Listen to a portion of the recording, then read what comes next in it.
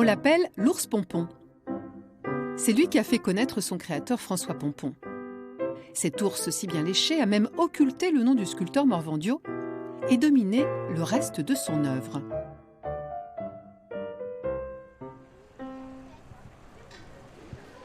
C'est un ami, un repère, un doudou. Enfant, ma mère venait tout le temps là, j'ai un frère, et nous étions photographiés devant cet ours. Donc du coup, comme maintenant que je rentre dans mes vieux papiers, mes vieilles photos, je trouve inévitablement l'ours. Elle représente bien Dijon parce que souvent on la prend pour point de repère, de rencontre, parce qu'on peut dire à nos amis en mode on se rejoint à l'ours du parc d'Arcy. Je le connais depuis à peu près 2 heures. C'est quelque chose quand on m'a dit on se retrouve avec Pompon. J'ai dit Pompon, mais qui est Pompon? Donc Google est mon ami et j'ai rencontré cette fameuse statue qui franchement est plutôt sympathique. Cela fait 84 ans que l'ours Pompon rassure et réconforte les Dijonnais et les touristes. C'est un faux pourtant, il a été sculpté après la mort de son créateur par Yves Martinet, un hommage de Dijon au sculpteur Morvandiau. Le vrai, il est au musée d'Orsay. Il a été taillé en pierre de lance. L'État l'a commandé à François Pompon après le succès du Salon d'automne de 1922. Drôle d'ours pourtant, avec une bien petite tête pour un si gros corps. Mais c'est aussi parce que les pattes incluent à la fois la fourrure et le mouvement. Ça lui donne à la fois cette force, cette densité, et en même temps ça permet au corps comme ça de faire cet aspect fuselé, quasiment comme un avion, et qui donne vraiment cette direction. C'est vraiment la grande puissance de l'œuvre, c'est ça. Et c'est vrai, quand on regarde anatomiquement, on n'est pas du tout sur le squelette d'un ours blanc. Les ours, ce fut une des idées fixes de François Pompon. Maintes fois, il en a modelé au Jardin des Plantes où il aimait les observer, sans jamais être satisfait. Jusqu'au jour où il vit 2 ours se battre, l'un prit le dessus et partit fier et dominant. Ce qui est intéressant, c'est qu'on a vraiment l'ébauche du mouvement. C'est quelque chose qui intéressait particulièrement François Pompon.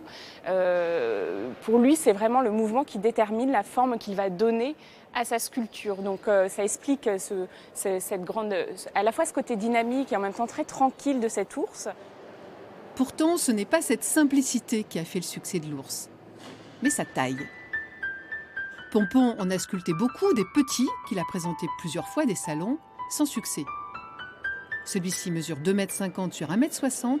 C'est son aspect imposant qui en imposa. Et puis moi je trouve la très belle réussite, et c'est ce qui fait aussi qu'il plaît beaucoup aux enfants, c'est qu'il a l'air sympathique cet ours, cette tête dressée, et le fait que Pompon donne les différents détails de la gueule, du visage, uniquement par à la fois par cette ligne ce creux en fait, qui délimite la bouche, les narines, et aussi ce formidable creux des yeux. Et en fait, on croirait qu'ils sont noirs, mais en fait non, c'est un trou. Et en fait, c'est la poussière qui s'est mise à l'intérieur qui fait que les yeux sont particulièrement noirs. Il faillit être oublié pourtant, et c'est lors d'une exposition en 1994 qu'il entame une deuxième vie. En effet, passé la Pompon-mania des années 20 et 30, l'ours avait été remisé dans les réserves du musée. Il était jugé trop moderne. Mais depuis sa renaissance, il serait, paraît-il, impensable de ne pas l'exposer. Un jour, quelqu'un m'a dit un enfant pleurait parce qu'il ne pouvait pas voir l'ours de Pompon. Donc, voilà, c'est pour vous dire à quel point je pense que parmi les intérêts des enfants pour venir au musée d'Orsay, il y a aussi cet ours de Pompon. Donc on fait en sorte qu'il soit montré au public le plus souvent possible et de préférence tout le temps. Aujourd'hui, l'ours est l'objet le plus vendu dans les boutiques des musées, décliné sous toutes ses formes. Et sa notoriété a largement dépassé les frontières.